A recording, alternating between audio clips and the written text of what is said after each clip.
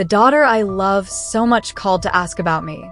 But no, she had made a perfect plan to remove me from her life.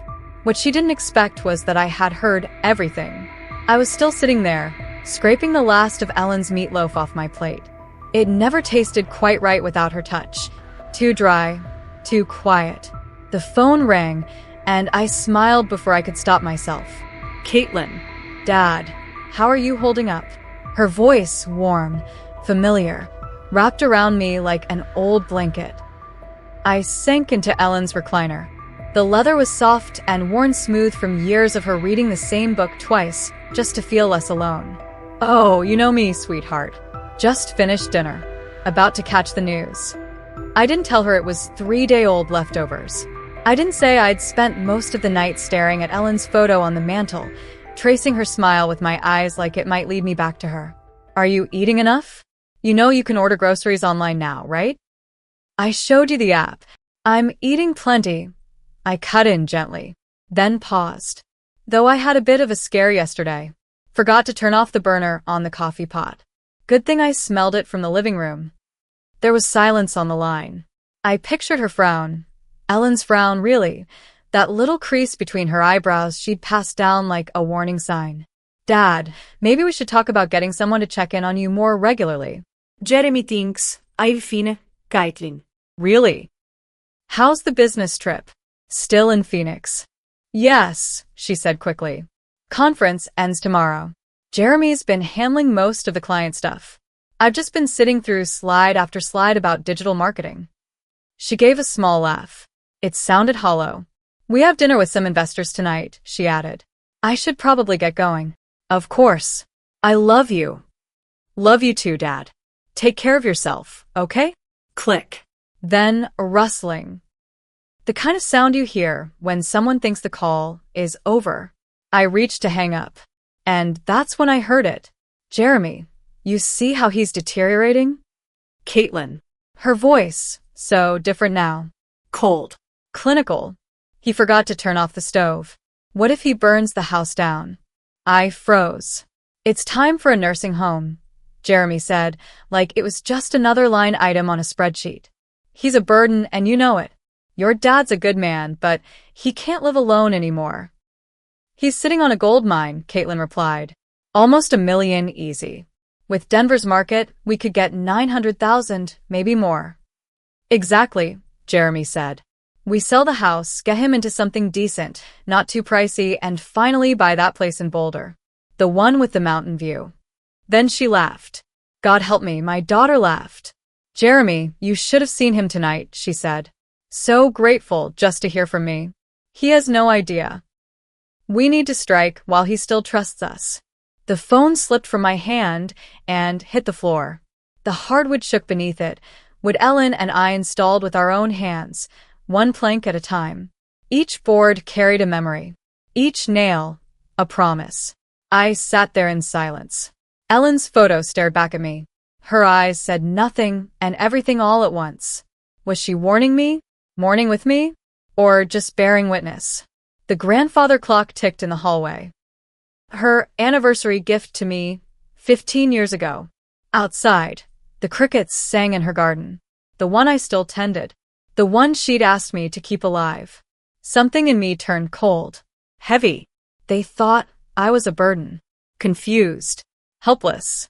They were already spending my money. Already planning their lives in my shadow. I was supposed to sit quietly while they erased me. But I wasn't dead yet.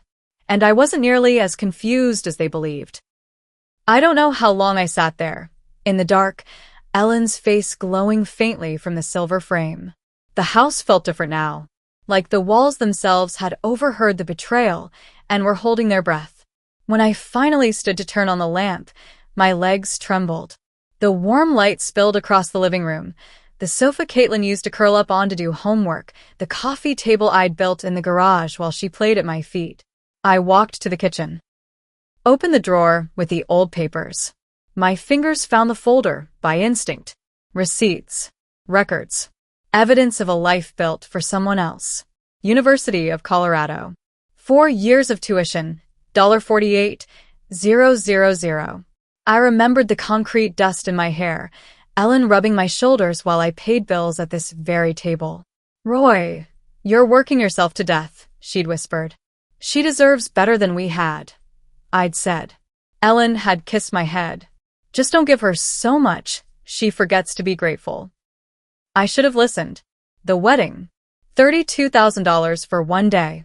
I'd told Caitlin we could swing 5, maybe 8. But she cried. And I caved. Worked weekends, scraped together the difference.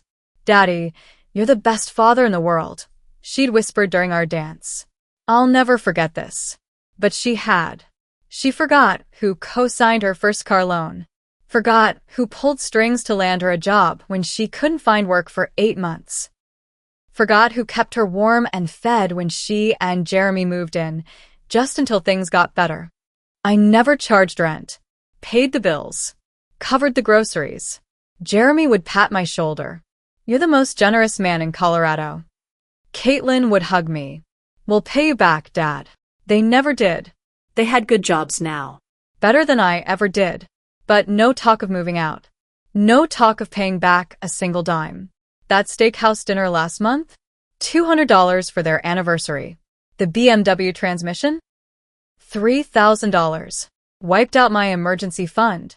Roy's like a father to me, Jeremy had told his friends. I'd felt proud.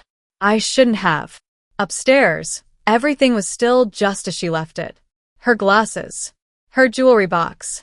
Our life, frozen in time. I opened the drawer. Pulled out the deed. My name only. No liens. No co-signers. Just me now. That's when something in me shifted. The hurt remained, sharp as ever. But under it something else. Harder. Calmer. Colder. They thought they'd caught me sleeping. Thought I'd thank them for handing me my exile. They were wrong. I walked to the office. Opened the drawer. Pulled out the card I hadn't touched in 3 years. Todd Fisher, real estate attorney. Ellen made me keep it. Just in case. Well, the case had come. The next morning, I walked through my house like a man surveying a crime scene. Only now I saw it through their eyes. Square footage, resale value, open concept kitchen. I ran my hand along the granite countertop. The one I installed myself. Ellen picked the pattern. Veins of gold through gray stone. She brewed coffee on that counter every morning for 16 years, until the cancer took even that away. I remembered the Christmas Caitlin took her first steps. From the fridge to Ellen's waiting arms. Ellen crescit. She's walking in our house, she whispered. The house we built for her. In the living room, I could still see 7-year-old Caitlin opening the dollhouse I built from scratch. Ellen had sewn the curtains, made tiny chairs from scraps of fabric and love. Daddy, it looks just like our house, she squealed. It did. Down to the bay window I worked overtime to afford because Ellen saw one in a magazine and dreamed of reading there in the afternoons. I gave them everything, but I wasn't about to let them take what was left. I'd learned to cut angles I never thought possible. Measured twice. Cut once. Measured again.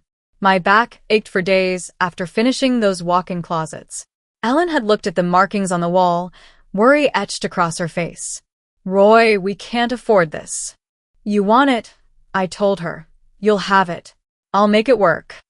That's what I always said. And I always did. I climbed the stairs to Caitlin's old room. The walls were still that soft yellow she begged for on her 16th birthday. Posters, photos, scraps of high school innocence still clung to the corners like ghosts that hadn't figured out they'd been left behind. This was the room where I rocked her through sleepless nights.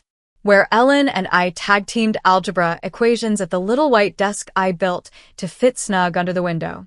The window she used to stare out of when she talked about college, about escaping this small life. But it was the master bedroom that broke me open. Ellen's water glass still sat on the nightstand, still half full, her bookmark still wedged in chapter 17 of the book she never got to finish. Page 247. I memorized that number the night she died. The closet I'd built just for her height, her reach, still held the scent of her perfume. This room wasn't just where we slept. It's where we dreamed together. Where we whispered about Caitlin's future. where I held Ellen's hand while machines counted down her final breaths. "Promise me," she said near the end, her voice barely audible over the beeping. "Promise me you won't let them take advantage of you. You're too good, Roy. Too generous." I promised, but I hadn't kept it. Not even close. I went back to my office, pulled out the folder Ellen had insisted we keep, the construction photos. Me, 25 years younger, heavier, stronger. Shirt soaked with sweat, framing the house from nothing. Ellen in a hard hat, laughing. Her belly round with Caitlin. We built this place on sweat, sacrifice, and cheap coffee. We took out a second mortgage, borrowed from my brother. Ellen took a job at the school, even though she was tired all the time. We drove cars with missing hubcaps and windows that didn't roll down. Ate beans and rice for months. But we built our dream. And now, the baby we built it all for, the one who took her first steps on this kitchen floor, wanted to sell it like it meant nothing. Lock me away, like I was an afterthought. I picked up Todd Fisher's business card, edges worn from 3 years of handling, but the number was still clear. Caitlin and Jeremy thought they were playing chess with a confused old man. They thought I'd be grateful for the scraps. They forgot who built the damn board. I dialed. Let it ring. My hand didn't shake. Outside, the spring morning was clear and clean. The kind Ellen loved. The kind that felt like a beginning.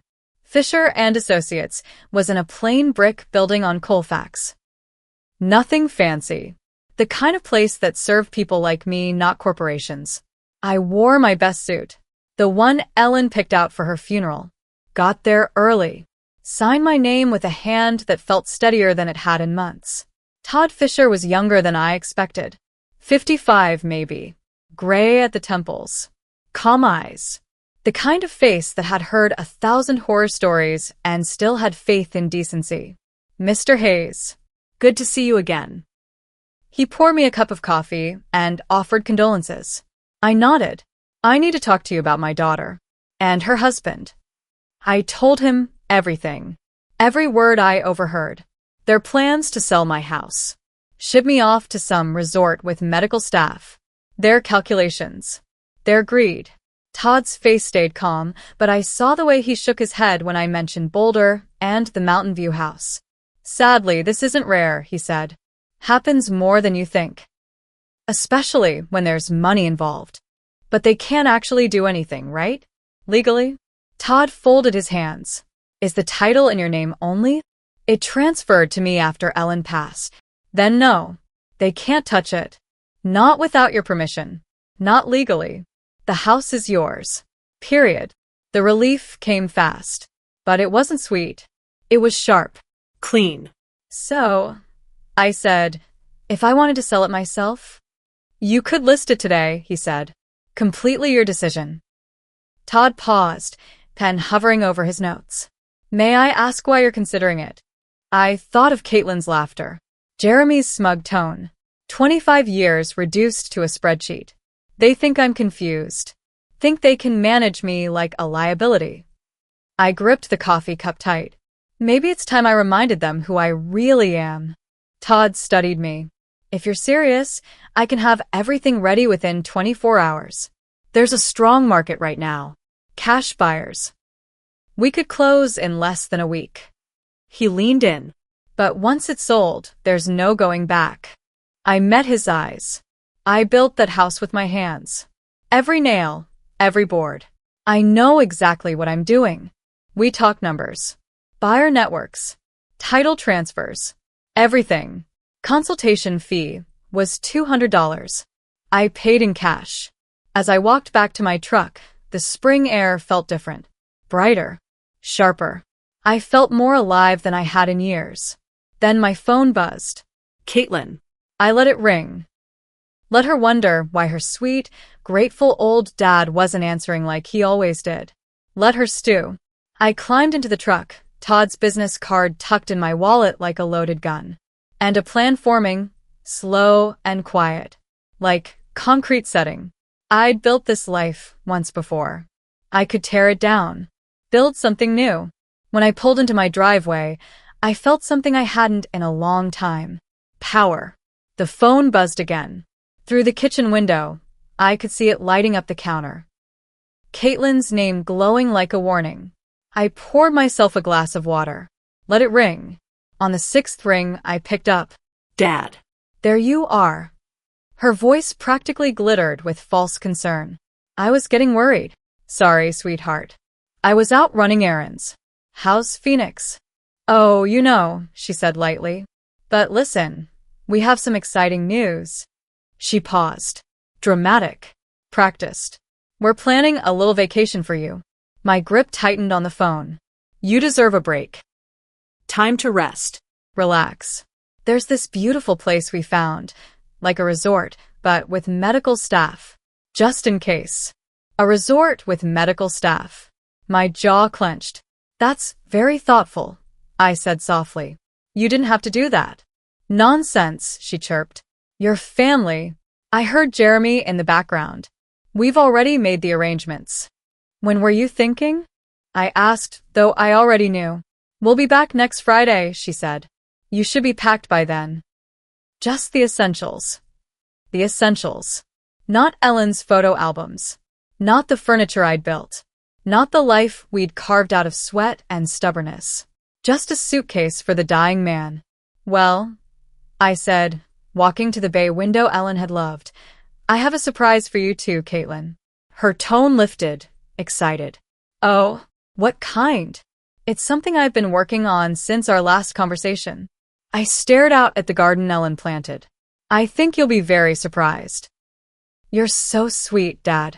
We'll talk about everything when we get home, okay? Sweet. That's what she called me. I hung up with a calm I didn't quite recognize, set the phone down gently, and smiled.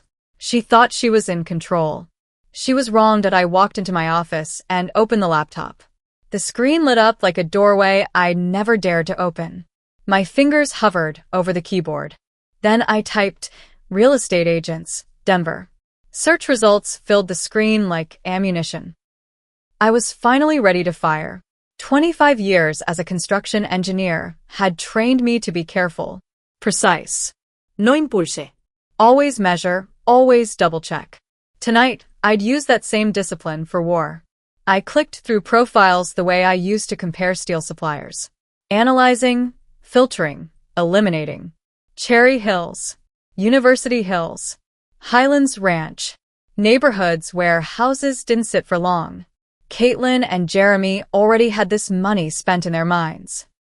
I'd heard it in their voices. A Mountain View life, paid for with my bones. But one name kept popping up.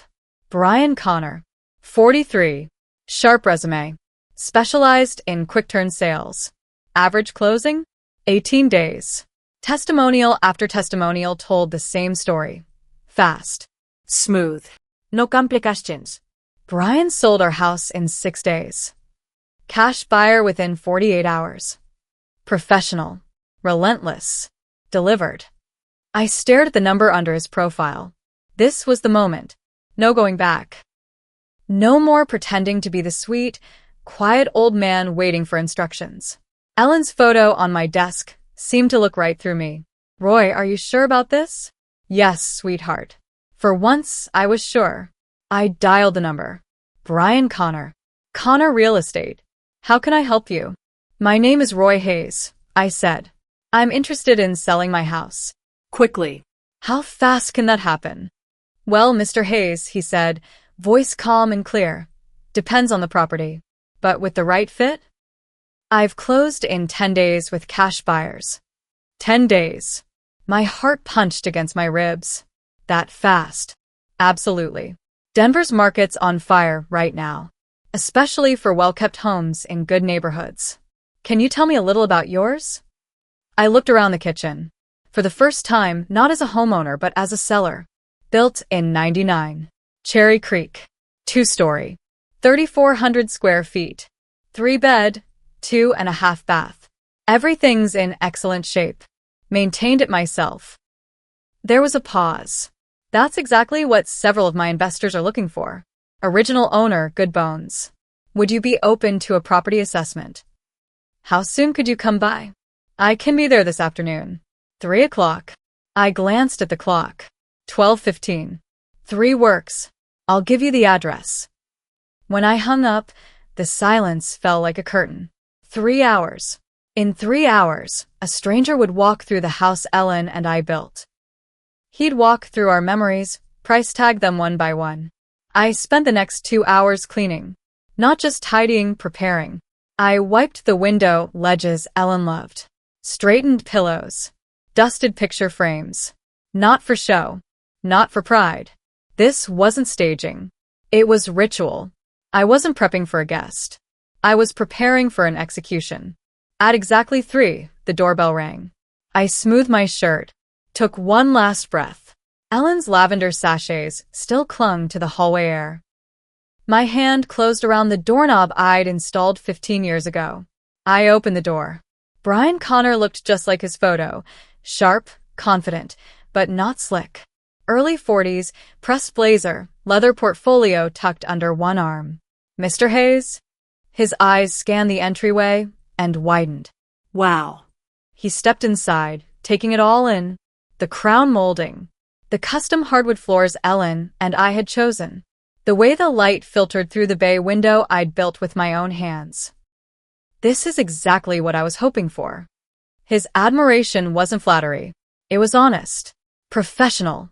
These floors original? Installed them myself in 2001. 3/4-inch oak. Ellen wanted something that would last. She had good taste. He ran his hand over the granite counters. Custom install? Every inch. She picked the pattern. Said the gold veining looked like sunlight. My throat tightened. I spent 3 weekends getting the fit perfect. He typed, snapped photos, checked outlets and faucets. He moved like a man who knew value when he saw it. Mr. Hayes, he said, pausing, I've been doing this 15 years. It's rare to find a home this well cared for. You weren't kidding. I was an engineer, I said quietly. I believed in building things right the first time. He nodded toward the living room. May I? I followed him through the house as he moved with quiet awe. The bookcases flanking the fireplace. The open floor plan. The custom beam I'd installed to replace a load-bearing wall. Details no one ever noticed, he noticed. This bay window, also custom? Built it for Ellen, I said. She liked to read there in the afternoons. He paused, respectfully silent, before pulling up listings on his tablet. Houses like yours in this neighborhood? Selling for $850,000 to $920,000. But with the condition and custom work, I'd price it at $890,000. That'll move fast. I sat in Ellen's old chair. The numbers spun in my head. 890. I repeated. He nodded. Mr. Hayes, you're sitting on a gold mine. His voice was steady. No sales pitch. Just facts. I have an investor group looking for exactly this. Well-built properties in legacy neighborhoods. They pay cash. Close in 10 business days. 10 business days. Caitlin and Jeremy would be back in 8. What's the catch? No catch, Brian said. Cash deals mean no loans, no banks, no appraisals. No red tape. They inspect close and hand you the money. I looked around the room. The couch where Caitlin opened Christmas presents. The table where Ellen and I shared coffee every Sunday. How long would I have to move out? Standard is 30 days post-closing. But they're flexible. I thought of Caitlin's voice calling me sweet. Jeremy's voice calling me a burden. Let's do it. Brian's expression lit up. Excellent choice, Mr. Hayes. I'll call them now. He stepped aside to make the call.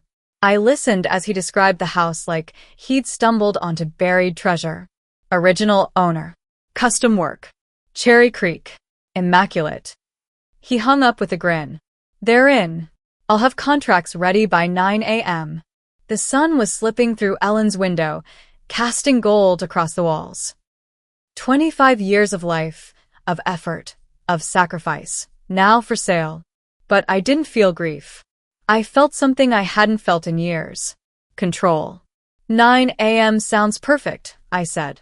The next morning, Brian returned with a notary, contracts, and coffee. I read every word, every line, like I used to study blueprints. No surprises. $890,000. Cash. Close in 10 days. 30-day move out. The notary guided me through the signatures. Her voice was kind, gentle, minimal contingencies. Just the title search and walk through. When can I stay through? I asked. 30 days if needed, she said. Though most people prefer to move sooner. Peace of mind. Peace of mind. That would come when I saw Caitlin and Jeremy's faces. I signed the final page. It was done. The next 3 days blurred. Paperwork. Title search. Home inspection. The investors team came. Polite. Professional. This guy knew what he was doing, one whispered, assuming I was already gone. These floors, this electrical, top-notch work. Days 4 through 6, I became a man with a secret. While the rest of the world went on, I was quietly planning an escape. A rebirth. I searched online for apartments, small, modest places I could disappear into. No frills. Just peace. Privacy. I found one in the Highlands. A senior community with a golf course and a community center. Ellen and I used to talk about places like that, our someday plans back when we believed in golden years. I started making calls. Storage units. Movers. Planning what to keep and what to leave. Ellen's china, yes. Her jewelry box. Our photo albums. The essentials. The soul of our life. By days 7 through 9, something strange had returned to me. Confidence. I woke up lighter. Sharper. I walked with more purpose, more steel in my spine. Every hour brought me closer to a freedom I hadn't known I'd lost. I imagined the look on Caitlin's face when she realized what her burden had done. Mrs. Patterson from next door noticed the activity. Everything okay, Roy? Just some work being done, I said.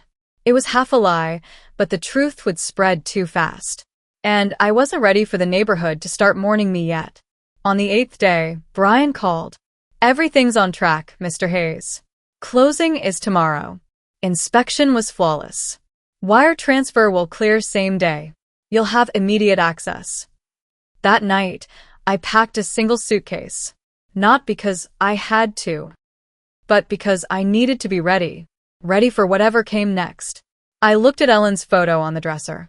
I hope you understand what I'm doing, I whispered. Friday morning broke clear and blue, the kind of morning Ellen would have called perfect. I wore the navy suit she bought me for Caitlin's college graduation. A day full of pride. A different kind of milestone. The title company's office was all glass and efficiency. Clean suits. Courteous smiles. The buyers didn't show. Only their lawyer, a sharp-eyed woman with a voice like granite. Brian guided me through each form like a maestro leading a symphony. Sign here. Initial there. Each stroke of my pen felt like cutting a tether. A name, a page, a signature. And then freedom. Brian handed me the wire confirmation. $890,000. Less closing costs. I stared at the paper. I'd never seen that many zeros in my life. Caitlin and Jeremy had no idea their burden had just cashed out of a life they assumed they controlled. We shook hands. Brian walked me to my truck. You made the right choice, Mr. Hayes, he said. Sometimes a fresh start is exactly what we need. I drove home slowly, past streets I'd traveled for 25 years. Past the elementary school, where Caitlin learned to read. The park where Ellen and I used to walk after Sunday pancakes. But this time, there was no nostalgia. Only liberation. I pulled into the driveway one last time. The keys in my palm suddenly felt like relics. Tomorrow, they'd belong to someone else. Caitlin and Jeremy were due back in 3 days, expecting to find their grateful old father waiting to be escorted out of his life. Instead, they'd find a shell. I climbed out of the truck and pulled out my phone. Time for the next move. But I didn't start the engine. I just sat there, staring at the house I'd built nail by nail. The place where Ellen had laughed and cried. Where Caitlin had taken her first steps. The house that now belonged to strangers. But I still had 30 days of access. Just enough time. I drove to a Starbucks on Colfax and parked in the lot. My fingers were steady as I dialed. AAA Emergency Locksmith. This is Eddie. I need all the locks changed. Today. Cash job. Urgent. He gave me a quote. I told him I'd pay in cash. He said he'd be there in 2 hours. I waited in the truck, watching the house like a sentry. Mrs. Patterson was watering her tulips. She waved. I waved back. I hated lying to her. Eddie showed up in a van full of tools. A man in his 50s who'd clearly seen every kind of domestic crisis. Security issue? He asked. New ownership, I said. Better safe than sorry. He nodded. Heard that one before. I watched him remove the locks I'd installed 15 years ago. The brass ones Ellen picked because they matched the door knocker. These are quality, he said. Whoever installed them knew what they were doing. That was me, I said. I like things done right. The new locks were silver. Cold. Functional. They clicked harder. Louder. Like finality. He handed me a ring of keys, 3 for each door. They felt strange in my hand. That's $450 with the urgency fee. I paid in cash. No record. No trail. Nothing to tie this job to Roy Hayes. After Eddie left, I stood in the center of the empty house. The silence felt different now. Heavier. I started packing what mattered. Ellen's jewelry box. Our wedding photo. The book she was reading when she died. Page 247 still marked. My engineering licenses. Her old cookbook. The one with her handwriting in the margins. Everything else would stay behind. The furniture. The clothes. The childhood memories locked in photo albums I couldn't carry. I made one more call. Sunset Manor Apartments. This is Mrs. Chen. I need a furnished one-bedroom. Immediately. We have a lovely unit available. Month-to-month lease, if you want flexibility. I'll take it. I met her within the hour. Clean place. Modest. Safe. The kind of place you disappear into without making noise. She didn't ask questions. I handed her a stack of cash, deposit, first month, all of it. $3,000 gone like pocket change. I loaded my car. Mrs. Patterson was watching again. She waved once more. I waved back. No words. Inside the house, I took one last walk. Each room echoed louder than it had before. The kitchen where Ellen taught Caitlin to bake. The living room where we watched her open Christmas presents. The bedroom where Ellen died holding my hand. I'm sorry, I said out loud to no one. To her. But you'd understand. She always said I was too generous. I locked the new doors and drove away from Maple Street, my rearview mirror filling with the life I was leaving behind. The sun was setting by the time I arrived at Sunset Manor. I carried my suitcase to the door, fumbled with unfamiliar keys. Inside, the apartment smelled like carpet cleaner and silence. I dropped my bag, set Ellen's photo on the nightstand. It looked out of place on fake wood furniture, but she had to be there. Somewhere. I sat down and reached for my phone. The final move needed one more call. I opened my laptop and started searching. Banks for large deposits. Private service. Discretion. Colorado Community Bank caught my eye. Smaller. Quiet. Personal. Colorado Community Bank. Private banking. This is David Morrison. Mr. Morrison, I'm Roy Hayes. I need to open a private account. Large deposit, around $890,000. There was a pause.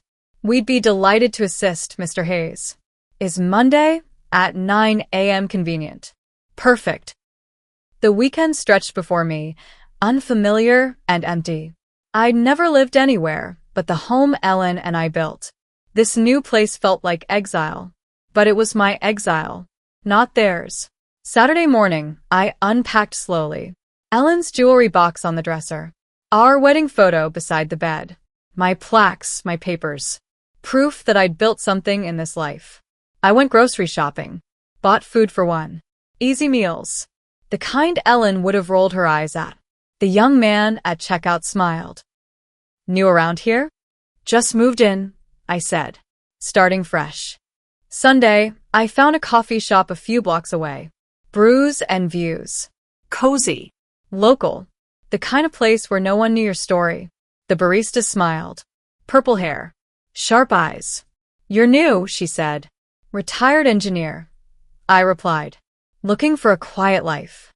She smiled. Well, you found the right place. Everyone here keeps to themselves. Good. That was exactly what I needed. Saturday morning, I sat by the window with a fresh cup of coffee. People passed by on the sidewalk, walking dogs, pushing strollers, holding hands. Living the kind of normal Ellen and I used to cherish. But I didn't feel grief. I felt anticipation. Monday came. I put on my best suit, not the funeral one. The navy blue Ellen bought me for Caitlin's graduation. A day of pride, back when I thought I'd done something right. Colorado Community Bank was quiet, tidy. David Morrison, mid-40s, smooth, confident, greeted me with the warmth of a man used to handling life-changing amounts of money. Mr. Hayes, what brings you to us? I just sold my house. I need a fresh start. A bank that values people more than fees. David nodded, understanding immediately. That's our specialty. I told him just enough. A widower. New to the area. Starting over. He didn't pry. Just asked what he needed for paperwork. We can initiate the transfer today. Funds should clear by Wednesday. I nodded. That's fine. He processed everything. Quiet. Efficient. I signed the papers. Opened the account. Customer number 847293, with access to $890,000. Money Caitlin and Jeremy would never touch. Tuesday and Wednesday passed in a rhythm that was starting to feel familiar. Morning coffee at Brews and Views. Sarah remembered my order. You settling in okay? She asked. Trying to, I said with a half smile. Afternoons, I walked the neighborhood. Found a park bench where the retired crowd fed pigeons and read newspapers. No one asked questions. Just nodded. Like I'd always been there. Wednesday afternoon, David called. Funds have cleared. Everything's set. I thanked him. Hung up. Looked around the apartment. Ellen's photo on the nightstand. My life boiled down to 4 bags and 1 bank account. But for the first time since she died, I felt completely in control. That night, I sat in my chair, just a plain chair in a plain room. Not Ellen's recliner. Not the living room where I'd overheard my daughter planning my exile. Just here. Now. I opened my laptop. Tiped, mini surveillance camera. This was it. The final act. They were coming back Friday. Expecting hugs. Gratitude. A helpless old man ready to be handled. Instead, they'd find something else entirely. I scrolled through pages of gear. Cameras disguised as clocks, picture frames, chargers. Then I found it simple, brilliant. A tiny camera hidden in a phone charger. Motion activated. High-def video. Wi-Fi connected. Live feed to my phone. Perfect. I paid for overnight delivery. Extra $40. Worth every penny. Then I opened a fresh page. Time to write the note. The first draft came out angry. Bitter. The second? Too cold. Too distant. The third felt right, measured. Honest. Devastating.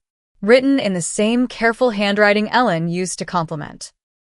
Dear Caitlin and Jeremy, if you're reading this, then everything worked exactly as I planned. I heard your phone call.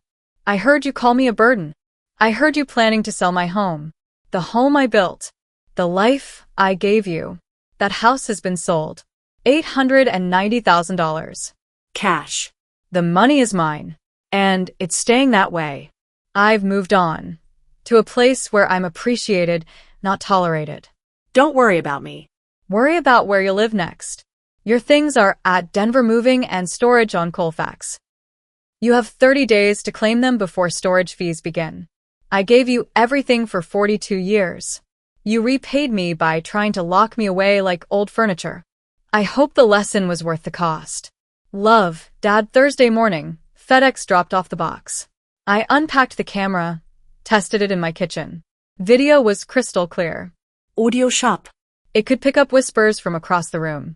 That afternoon, I drove back to the house one final time. Used the garage opener I never gave them. Parked inside. Avoided questions. The house still smelled like home, lavender from Ellen sachets, lemon oil on the floors, faint traces of Sunday dinners and quiet evenings. But then I saw them. Their suitcases by the stairs. Mail on the counter. They'd been using my home as storage while plotting my exile. I positioned the camera, plugged it in near the front door, adjusted the angle. The view on my phone showed the entryway perfectly, including the spot where I taped the letter. I walked through the frame a few times, tested the motion sensor. Everything worked. I taped the envelope to the inside of the door, eye level, unmissable. Then I stood in the living room one last time. I touched the mantel where Ellen's photo had lived, where their new memories would begin. "It's done, sweetheart," I whispered. "Justice served." I locked the door, checked the camera from my car. Feed was live, battery full, everything ready. Back at my apartment, I sat in my chair. Phone in hand, camera app open, watching, waiting. 6:30 p.m. Thursday. The doorway stood empty. For now. Tomorrow, they'd come home to their reckoning. Friday morning, I woke before the alarm. My coffee tasted stronger. Even a tiny apartment felt like freedom. I settled in my chair, phone in hand, app open. By 4:30 p.m., I was on edge. I knew their routine. Caitlin always left Phoenix early. Jeremy drove the speed limit. No surprises. They'd arrive any minute. I glanced at Ellen's photo. You understand, don't you? They left me no choice. 5:15 p.m. My phone buzzed. Motion detected. There they were. Black SUV. Jeremy's. Caitlin stepped out first, stretching like she was returning to her castle. Jeremy pulled their bags from the trunk. They moved slowly. Casually. Like victors. Caitlin reached into her purse, pulled out her keys, slid one into the front door lock. It didn't turn. She frowned. Tried again. That's weird. Jeremy came up beside her. Calm at first. Let me try the back door. He disappeared around the side. Caitlin kept jiggling the lock, confused. 3 minutes later, Jeremy came back. Back door's locked too. Garage won't open. Someone changed the locks. What? No. That's impossible, Caitlin said, panic seeping into her voice. Dad doesn't even know a locksmith. Jeremy looked closer at the hardware. These are new locks. This isn't a mistake. Caitlin pulled out her phone. I'm calling Dad. I watched her dial my landline, the one I'd disconnected days ago. After a few rings, her face changed. Panic. Confusion. It's not even ringing. Not going to voicemail. Try his cell. He doesn't have one. Remember? Jeremy was scanning the windows now. There, one's open. I'll boost you. I watched as my daughter, dressed in her business suit, climbed through the kitchen window like a burglar. Seconds later, the front door opened. Jeremy entered with the bags. And then they saw it. The envelope. My handwriting. Caitlin reached for it. Her hands shook. She opened it. They read it together. First confusion. Then disbelief. Then horror. He sold the house? Caitlin's voice cracked. He sold it. For real. Jeremy snatched the paper, reading it again. His face twisted. That manipulative old bastard, he growled. He played us. Caitlin was crying now, mascara streaking, shoulders shaking. He kept the money, all of it. That was supposed to be our future. Jeremy looked at her. Cold. Distant. Your future, he snapped. Not mine. And just like that, the mask slipped. This is your father, Caitlin. You should have handled this better. Her voice cracked. My fault. She spun on him, fury in her eyes, years of buried resentment clawing their way to the surface. You're the one who said he was a burden. You're the one who pushed for the nursing home. Jeremy didn't flinch. Well, he was a burden. And now look at us. He threw his arms toward the walls that no longer belong to them. We're homeless. Our lease ends next week. We have nowhere to go. I watched from the screen, their argument echoing through what used to be my home. The irony was almost poetic. The two of them, fighting over where they'd sleep, after planning to put me in a room with a call button and a stranger wiping my mouth. "Call a lawyer," Caitlin said, desperate now. "There has to be something we can do. He can't just sell the house without telling us." Jeremy laughed. Bitter. "Cool. With what money, Caitlin? In case you forgot, I lost my job 6 months ago, and your marketing salary barely covers the damn car payments." Caitlin's eyes went wide. "Then get another job." "Where?" he snapped.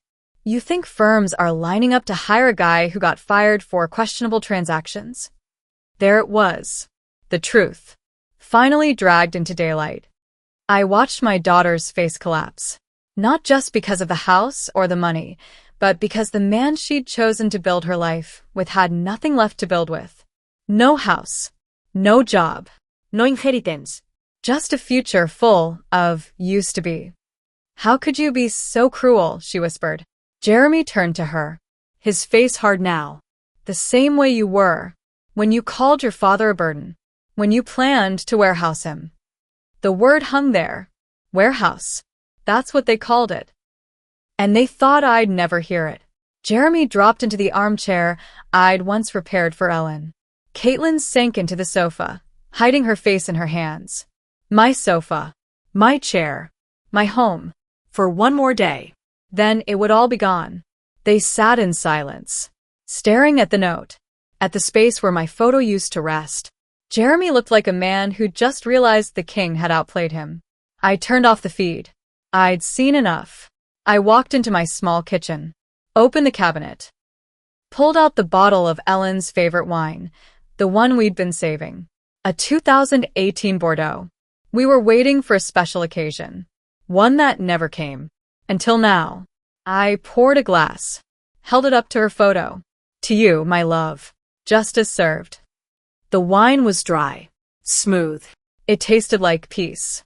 They had learned the price of betrayal. They'd learned what happens when you bite the hand that built your life. My phone buzzed, an unknown number lighting up the screen. Probably Caitlin. Desperate to find another way in. I didn't read it. I deleted it. Powered off the phone. Permanently. I walked to the window, looked out at the Denver skyline. The sun was melting into gold across the horizon. Everything quiet. Still.